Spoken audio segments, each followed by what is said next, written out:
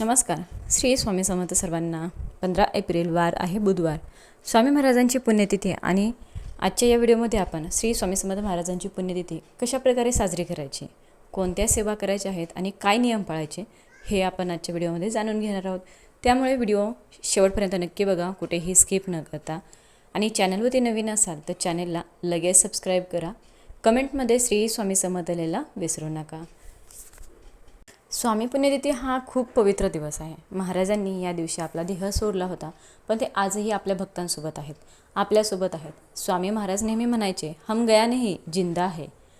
म्हणजेच स्वामी महाराज प्रत्यक्षपणे जरी आपल्याला दिसत नसले तरीही अप्रत्यक्षपणे स्वामी महाराज नेहमीच आपल्या भक्तासोबत असतात. स्वामी महाराज नेहमी म्हणतात, भिवू नकोस, मी तुझ्या पाठीशी आहे. म्हणजेच काय, जेव्हा आपण संकटात असतो किंवा अडचणीमध्ये असतो तेव्हा फक्त आपण स्वामी महाराजांना आपल्या संकटातून बाहेर काढण्यासाठी त्यांना विनंती करायची, फक्त नाम घ्यायचं, त्यांना मनातून अंतःकरणातून आवाज द्यायचा. तेव्हा आपण संकटात असो किंवा अडचणीमध्ये असतो तेव्हा स्वामी महाराज आपल्याला त्या संकटातून बाहेर काढण्यासाठी धावून येत असतात आणि आपल्या भक्तांच्या पाठीशी सदैव उभे राहत असतात. म्हणून स्वामी पुण्यतिथीचा दिवस आपण श्रद्धेने आणि विश्वासाने साजरा करायचा आहे. आता स्वामी पुण्यतिथीच्या दिवशी सकाळी लवकर उठून अंघोळ करून स्वच्छ कपडे घालायचे आहेत, पिवळ्या रंगाचे कपडे परिधान करायचे आहेत, घर स्वच्छ करून देवघर स्वच्छ करायचं आहे, रोजची देवपूजा करायची, दारामध्ये छोटीशी रांगोळी काढायची, घराच्या मेन उंबरठ्याला हळदीचं लेपन करायचं आहे, घरासमोर रांगोळी काढायची, धूपदीप लावायचा उंबरठ्याला.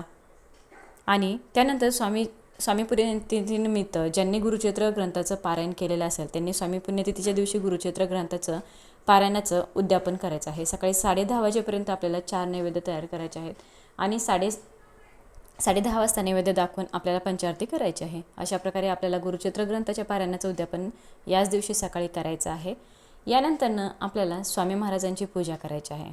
तर बघा, आपल्या देवघरासमोर आपल्याला एक पाट किंवा चौरंग ठेवायचा, त्यावर पिवळं किंवा पांढरं वस्त्र अंथरायचं आहे आणि त्या पाटावर स्वामी महाराजांचा फोटो किंवा मूर्ती ठेवायची आहे.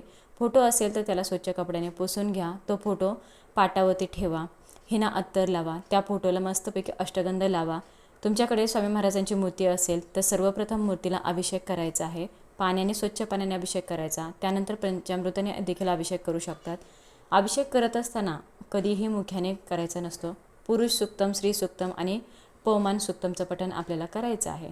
जर हे शक्य नसेल तर श्री स्वामी समर्थ नामाचा जप आपल्याला करायचा आहे अभिषेक करत असताना. तर बघा, अभिषेकाचं जे पाणी आहे हे पाणी साधं पाणी राहत नाही, ते पवित्र तीर्थ बनत असं. त्यामुळे हे तीर्थ घरातील सर्वांनी प्यायचं आणि थोडंसं घरामध्ये शिंपडायचं. टॉयलेट बाथरूम सोडून सर्व घरामध्ये आपल्याला शिंपडायचं. घरातील नकारात्मकता दूर होते आणि घरामध्ये सकारात्मक वातावरण तयार होतं. यानंतर मूर्ती स्वच्छ कपड्याने पुसून पुन्हा पाटावर थोड्याशा अक्षता ठेवून त्यावरती ठेवायची आहे.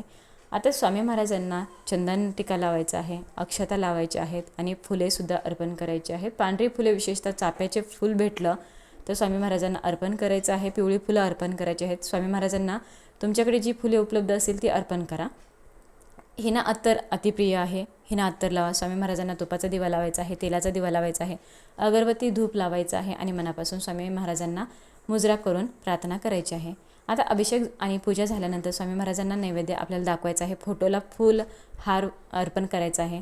नैवेद्य कशाचं दाखवायचं, तर नैवेद्यामध्ये तुम्ही तुमच्या आवडीने कोणताही पदार्थ बनवू शकता. डाळ, भात, भाजी, पोळी हे साधे पदार्थसुद्धा बनवू शकता. कांद्याची भजी महाराजांना आवडायची, शिरा बनवू शकतात, ती तुम्ही बनवू शकता. किंवा स्वामी महाराजांना डाळीचे लाडू खूप आवडतात, बेसन लाडू आवडतात, डाळीचेसुद्धा लाडू तुम्ही बनवू शकतात. त्याचबरोबर खीर बनवू शकता.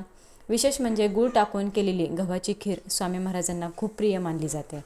तुम्हाला जे पदार्थ बनवता येतील ते मनापासून स्वामी महाराजांसाठी तुम्ही नैवेद्य म्हणून बनवा. नाहीच काही जमलं तर तुम्ही साधा दूध साखरेचा नैवेद्य दाखवला तरी पण चालेल, फळाचा नैवेद्य दाखवला तरी चालेल. महाराजांना तुम्ही तोही नैवेद्य अर्पण करू शकता. शेवटी स्वामी महाराजांना तुमची भक्ती आणि विश्वास, तुम्ही किती मनोभावी आणि किती श्रद्धेने सेवा करता हे स्वामी महाराजांना प्रिय आहे. आता सर्वात महत्त्वाचं म्हणजे सेवा काय करायची, तर बघा, ज्यांनी गुरुचरित्र ग्रंथाचं पारायण केलं असेल त्यांनी या दिवशी त्या पारायणाचं उद्यापन करायचं आहे.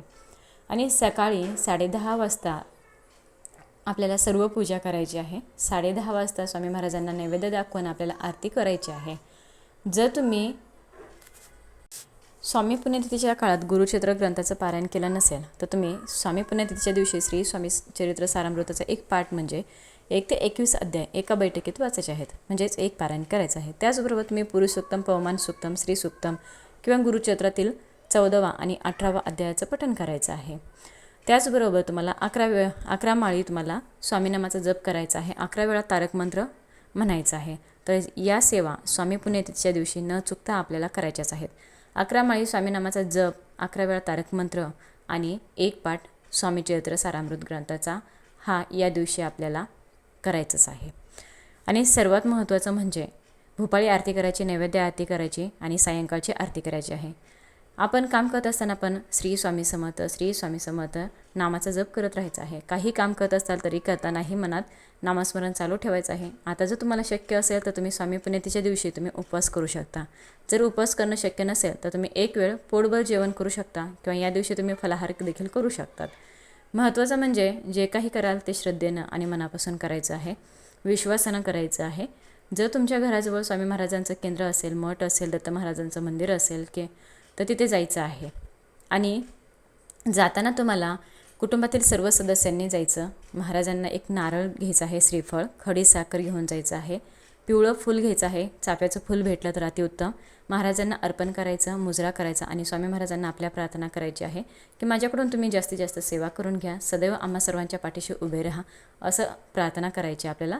आणि स्वामी महाराजांच्या चरणी आपल्याला स्वामी पुण्यतिथीच्या दिवशी अन्नदान करणं खूप महत्त्वाचं आहे. म्हणून गरजू किंवा गरीब लोकांना अन्नदान करण्याचा प्रयत्न करा. सर्वात श्रेष्ठ म्हणजे अन्नदान.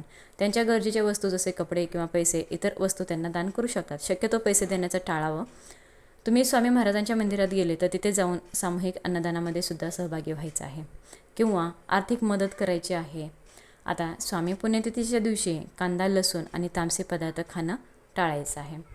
तसेच बघा, वाईट विचार आणि नकारात्मकसुद्धा टाळायचे आहे. वादविवाद घरामध्ये होणार नाही याची काळजी घ्यायची आहे. जास्तीत जास्त नामस्मरण आपल्याला करायचं आहे. स्वामी महाराज आपल्याकडून सर्वात महत्त्वाचं म्हणजे स्वामी महाराजांना आपल्याला प्रार्थना करायची आहे की स्वामी महाराज आमच्याकडून तुमची जी सेवा आहे ती सदैव करून घ्या, आमच्या पाठीशी नेहमी उभे राहा आणि आमच्या घरामध्ये तुमचा सहवास कायम ठेवा. फक्त तुम्ही या दिवशी ज्या काही सेवा करणार आहात त्या फक्त मनोभावे करा आणि विश्वासाने करा. स्वामी महाराजांवर तुमचा जो विश्वास आहे, जी भक्ती आहे, श्रद्धा आहे, ती दृढ ठेवून या सेवा करण्याचा प्रयत्न नक्की करा. दिवसभरामध्ये आपलं वर्तन, विचार, वाणी शुद्ध ठेवण्याचा प्रयत्न करा. शक्य झालं तर गाईला घास खाऊ घाला, कुत्र्याला चपाती खाऊ घाला, गोरगरिबांना अन्नदान करण्याचा प्रयत्न करा. आणि 7 दिवसांच्या कालावधीमध्ये जरी काही सेवा करणं शक्य झालं नसेल तर स्वामी पुण्यतिथीच्या दिवशी सेवा करण्याचा नक्की प्रयत्न करावा. तर ही शेवटची संधी आहे आणि ही संधी चुकवू नका. नवीन सेवेकऱ्यांनी आणखी सेवा करण्याचा प्रयत्न करा. स्वामी पुण्यतिथीच्या दिवशी आपल्याला या सेवा करायच्या आहेत. शेवटी लक्षात ठेवा, स्वामी पुण्यतिथी म्हणजे फक्त एक दिवस नाही, तर हा दिवस आहे स्वामींचं नाव घेण्याचा आणि स्वामींच्या जवळ जाण्याचा. म्हणून स्वामी पुण्यतिथीच्या दिवशी अखंडपणे नामस्मरण नक्की करा. माहिती आवडली असेल तर जास्तीत जास्त लोकांपर्यंत हा व्हिडिओ शेअर करा. सेवा करा तरच मिळेल मेवा. व्हिडिओ शेवटपर्यंत बघितल्याबद्दल सर्वांचं मनापासून आभारी आहे. धन्यवाद. श्री स्वामी समर्थ सर्वांना.